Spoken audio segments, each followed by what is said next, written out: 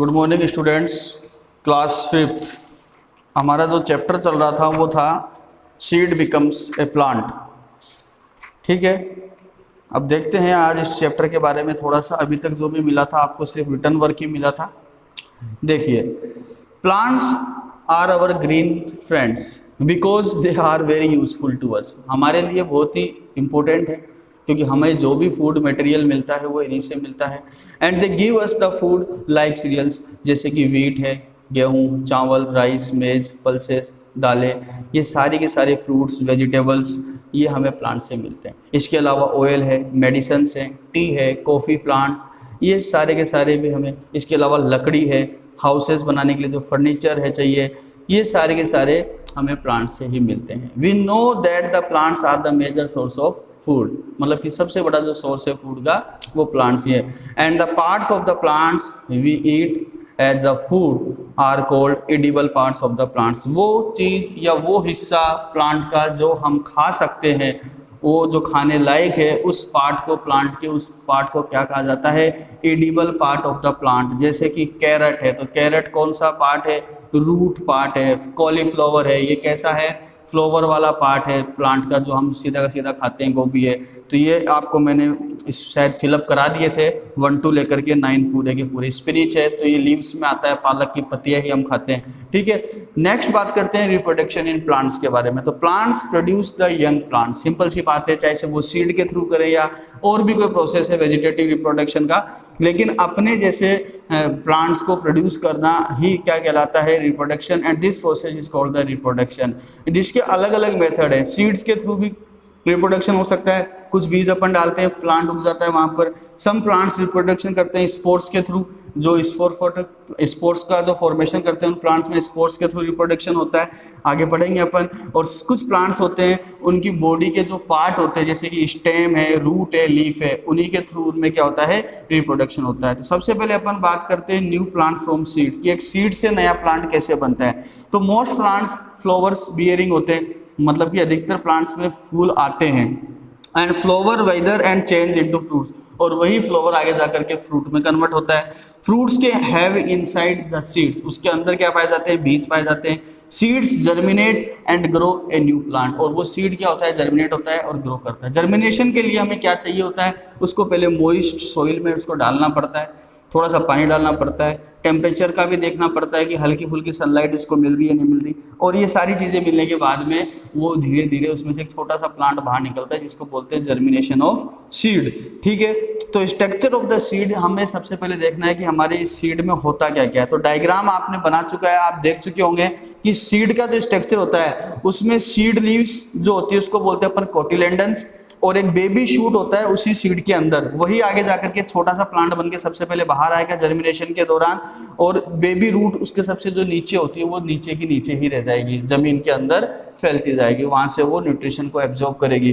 तो a seed has a thick outer covering, सबसे ऊपर की जो मोटी आउटर कवरिंग होती है उसको बोलते हैं सीड कोट, मतलब कि ऊपर का हिस्सा। And it protects the seed, को प्रोटेक्शन का काम करता है। On one side of the seed there is a scar and this is the place, और ये वही जगह स्केर जहां पर आपका एक छोटा सा अटैच फूड होता है सीड फ्रूट टाइप में। And there is a small hole on the top of the scar, water enters through this hole, उसी छोटे से होल से आपका जो राजमा का जो बीज आता है आप उसको देखना ध्यान से, उसमें छोटा सा स्केर होता है इधर की तरफ, और वहीं पे एक होल होता है, उससे वो फूड जो है, पानी वगैरह जो है उस बीज के अंदर जाता है। ठीक है, and they टिनी seed leaves called the cotyledons, और जो छोटे छोटे सीड लीव्स हैं उनको क्या बोलते हैं अपन? Cotyledons. Are present inside the seed, जैसे कि आपको डायग्राम में दिखाई दे रहा है, इस डायग्राम में आप देखिए ध्यान से, इनको कोटिलेडन्स, टिनी सीड लीव्स को कहा जाता है। And a baby plant is present between the cotyledons, एक छोटा सा बेबी प्लांट बीच में प्रेजेंट होता है। And the baby plant contains a baby shoot and a baby root, baby shoot ऊपर की तरफ आएगा जर्मिनेशन में और रूट नीचे ही रह जाएगा, एंड इस तरीके से वो फूड को स्टोर करेगा। तो जर्मिनेशन ऑफ सीड, सबसे पहले सीड को जर्मिनेशन करने के लिए अपन को क्या करना पड़ेगा? A growth of A baby plant from a seed is called germination. ये तो हुआ डेफिनेशन कि एक बेबी प्लांट का ग्रोथ होना, ठीक है, सीड का। उसके लिए रिक्वायरमेंट्स क्या क्या है? A seed need to right amount of air, हवा, पानी, वार्म, ये सारी चीज़ें उसको चाहिए होती है जर्मिनेशन के लिए। तो पहले सीड को मॉइस्ट मिट्टी में डालेंगे अपन, देन फिर वो धीरे धीरे ग्रोथ होगा उसका डाउनवर्ड रूट का, और शूट जो होगा वो ऊपर आएगा। और आप डायग्राम में देख रहे हो लास्ट फोर्थ जो है वो स्टेम बाहर आ चुका है, इस डायग्राम में प्लांट बाहर आ चुका है। तो ये कहलाता है आपका जर्मिनेशन का प्रोसेस, ठीक है। इसके साथ ही एक्टिविटी जो थी वो मैंने आपको करा दी थी कि कौन कौन सी कंडीशंस हैं। तो लास्ट में जाकर के आप देखोगे कि water plus sunlight plus air, ये सारी चीज़ें अगर आपको मिल जाएंगी तो ही सीड विल जर्मिनेट होगा, ठीक है। तो कंक्लूजन अपन कह सकते हैं water, air and sunlight necessary germination of the seeds, ठीक है।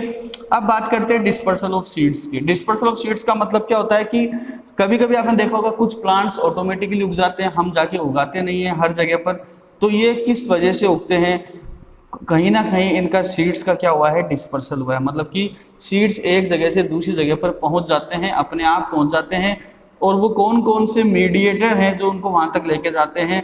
तो सीड्स का एक पोजीशन से या एक प्लेस से दूसरे प्लेस पर पहुंच जाना और वहां पर नया प्लांट उग जाना, ये प्रोसेस क्या कहलाता है? डिस्पर्सल ऑफ सीड्स कहलाता है। और ये इसके जो एजेंट्स हैं वो हैं आपके विंड, हवा से भी कई बार पहुंच जाते हैं, ठीक है। फ्लावर हिलता है, पेड़ की शाखाएं हिलती है, तो वो जो पत्ते हैं छोटे छोटे, उनमें जो बीज होते हैं या स्पोर्स होते हैं वो चले जाते हैं, दूसरी जगह चले जाते हैं, मिट्टी पे अपने आप दब जाते हैं, पानी, एयर वगैरह को यूज करके वहाँ पर प्लांट का ग्रोथ हो जाता है, ठीक है। इसके अलावा पानी के साथ भी बह करके चले जाते हैं, या फिर बर्ड्स और एनिमल्स जो बैठते हैं उनके फेदर्स पे या उनके स्किन पे चिपक करके भी वो दूसरी जगह चले जाते हैं।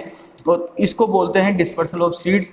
और कौन कौन से एजेंट से होता है वो मैंने आपको बता दिया। सबसे पहले विंड की बात करते हैं, हवा से। तो हवा से जो स्पेशल टाइप के टफ्स होते हैं, हेयर और विंग्स, वो उड़ करके चले जाते हैं। फॉर एग्जांपल कॉटन और डेडिलेंडन और मदार सीड्स, ये आपने देखे होंगे खूब सारे उड़ करके आते हैं। ये सूरज जैसे से अपन इनको देखे होंगे, ये सारी चीज़ें ये हवा से उड़ जाती है और दूसरी जगह चली जाती है, वहाँ पर वैसा ही प्लांट उग जाता है। हिप्टेक, मेपल और स्कैमकोर है, ठीक है। सीड्स के विंग्स अटैच होती हैं तो ये भी आसानी से उड़ सकते हैं।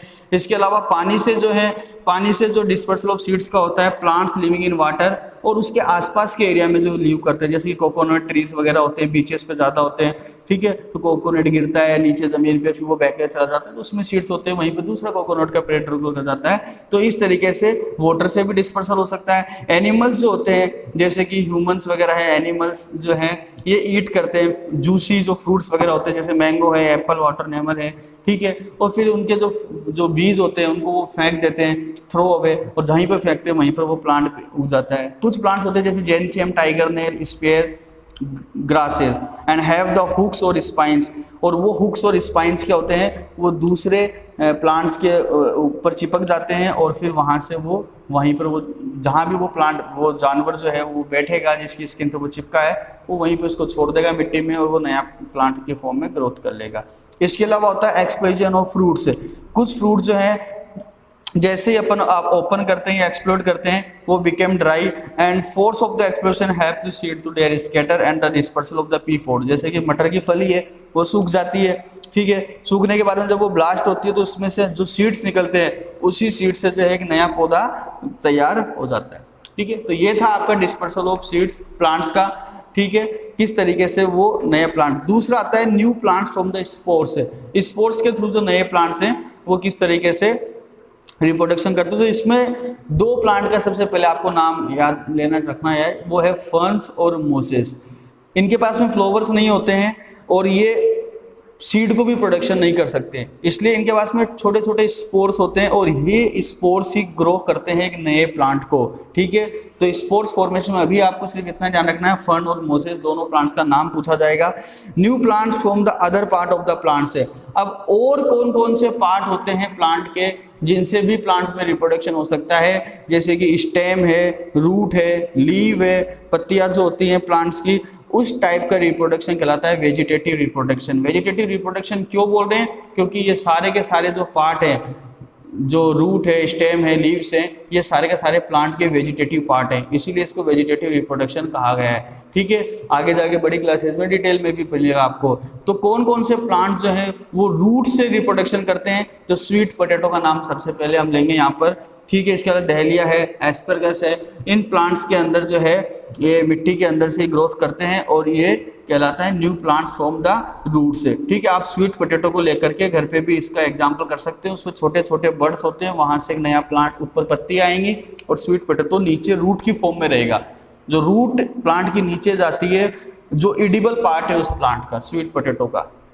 ठीक है, नेक्स्ट बात करते हैं अपन अंडरग्राउंड स्टेम, जो जमीन के अंदर है, जैसे पोटैटो, जिंजर और ओनियन, और ये सारे के सारे अंडरग्राउंड स्टेम्स में आते हैं। ये ट्यूबर लाइफ स्ट्रक्चर होता है इनका, जिसमें ओपनिंग बर्ड से जो है पत्तियां बाहर निकलती हैं और जो अंडरग्राउंड स्टेम की फॉर्म में ये नीचे एडिबल पार्ट इनका ग्रो करता है।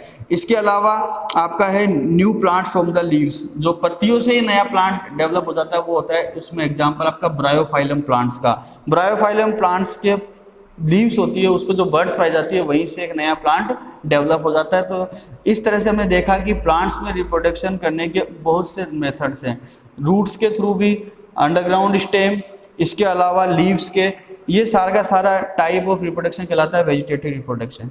कुछ प्लांट्स के पास में सीड्स नहीं होते हैं, फ्लावर भी नहीं आते हैं, वो रिप्रोडक्शन करते हैं स्पोर फॉर्मेशन से, जैसे कि अपन ने फंड और मोसिस के बारे में बात करी। इसके अलावा सीड्स के थ्रू होता ही है। डिस्पर्सल सीड्स का किन किन एजेंट से होता है, विंड, वाटर और एनिमल्स और एक्सप्लोजन ऑफ फूड्स, वो मैंने आपको समझाया।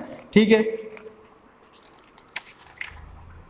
इसके अलावा जो लास्ट आपका है new plant from the stems, stems से, जैसे कि रोज का प्लांट है, सबसे इंपॉर्टेंट एग्जांपल आपको याद रखना। रोज के प्लांट की स्टेम को अपन कट करके अगर लगा देते हैं तो उसका नया प्लांट डेवलप हो जाता है। तो वो रिप्रोडक्शन कौन से हुआ, स्टेम से। तो इस टाइप का रिप्रोडक्शन में जो प्लांट्स आते हैं वो रोज है, हिबिस्कस है, बोगनवेलिया है, शुगर केन है, कॉटन है, इनका स्टेम कटिंग करो और लगा दो। जैसे गन्ने की खेती भी इसी तरीके से की जाती है। ठीक है, plants from the foreign countries, अब फॉरेन कंट्रीज से कौन कौन से प्लांट्स आए गए हैं, लाए गए हैं, उनका अपन ने क्या किया, ये लास्ट का एक छोटा सा वीडियो मैं आपको नेक्स्ट क्लास में दूंगा, और उसी के साथ आपको इसके बाकी के रिमेनिंग क्वेश्चंस मिलेंगे। अभी आपको इस वर्क में सिर्फ इस वीडियो को देखना है और इस चैप्टर को समझना है। ओके, धन्यवाद।